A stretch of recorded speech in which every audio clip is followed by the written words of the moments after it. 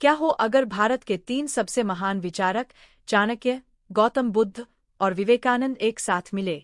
क्या वो सरमत होंगे या उनके विचार आपस में टकराएंगे? आज हम इतिहास के सबसे बड़े काल्पनिक संवाद को जीवंत करेंगे। विवेकानंद, नमो बुद्धाय। हे महान, आपका शांति का मार्ग अद्भुत है, पर क्या यह मार्ग एक कमजोर राष्ट्र को भी बचा सकता है? बुद्ध, शक्ति की परिभाषा क्या है? वत्स, क्या वह जो तलवार से आती है या वह जो मन की शांति से मिलती है?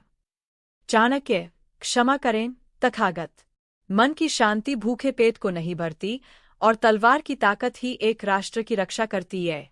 ये तीनों एक ही मकसद के लिए जिए, लेकिन रास्ते अलग थे। क्या एक राष्ट्र को बचाने के लिए शांति का मार्ग चुनना चाहिए या शक्ति का? चाणक्य, आप अहिंसा की बात करते हैं, पर क्या आप जानते हैं कि आपके उपदेशों का पालन करते करते कई राज्य बाहरी आक्रमणों का शिकार हो गए? जब दुश्मन तलवार लेकर खड़ा हो, तो क्या उसे अहिंसा का पाठ पढ़ाना पर्याप्त है? बुद्ध, एक योद्धा तभी तक योद्धा है जब तक उसके मन में क्रोध है। यदि वह क्रोध शांत हो जाए, तो युद्ध का अस्तित्व ही समाप्त हो जाएगा। विवेकानंद, और आप, आचार्य, आप कहते हैं कि शक्ति ही सब कुछ है, पर क्या वह शक्ति एक दिन अहंकार में बदलकर अपने ही लोगों को नहीं कुचल देगी? एक राष्ट्र तभी महान बनता है जब उसके लोग शक्तिशाली हों, सिर्फ उसका राजा नहीं। चाणक्य, आपकी बात सही है स्वामी, लेकिन जनता को शक्तिशाली बनाने के लिए भी एक स्थिर और मजबूत शासन की आवश्यकता होती है। जब तक राज्य सुरक्षित नहीं होगा, तब तक अध्यात्म का दीपक कैसे जलेगा?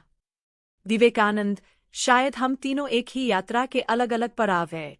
आचार्य चाणक्य ने संरचना दी जिससे एक राष्ट्र खड़ा हो सके। तथागत बुद्ध ने मन की शांति का मार्ग दिखाया जिससे लोग भीतर से सशक्त हों। चाणक्य, और तुम स्वामी, तुमने आंतरिक शक्ति को जगाया।